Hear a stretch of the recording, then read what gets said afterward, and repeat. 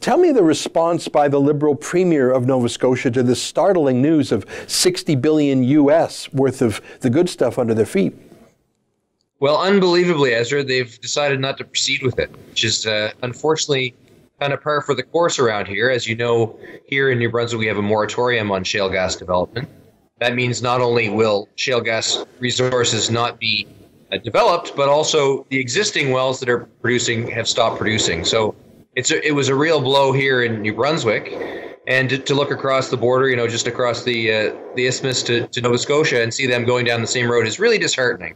Because I think this part of the world has a lot to offer the rest of Canada, and we can stand on our own 2 feet, but we have to be able to use the resources that we have to the best of their ability. And unfortunately, we're seeing both Liberal governments in New Brunswick and in Nova Scotia now saying no to shale gas and no to development. And that's a real problem, Ezra.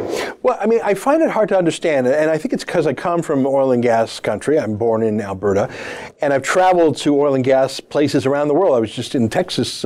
You and I spent some time investigating fracking in Pennsylvania. I remember we spent a day or two down there. So I know how normal fracking is. I know it's been going on for, since almost the 40s. I know it's been done hundreds of thousands of times without incident in Canada and probably a million times in the States. So it just feels so normal. I mean, most natural gas in North America is fracked.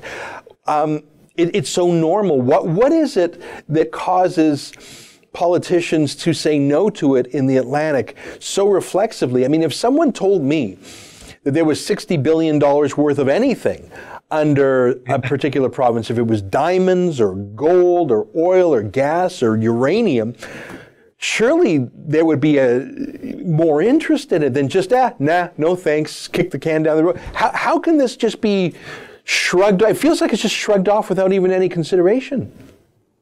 Well, I think that's exactly the case, Ezra, and certainly it seems to have been the case in Nova Scotia.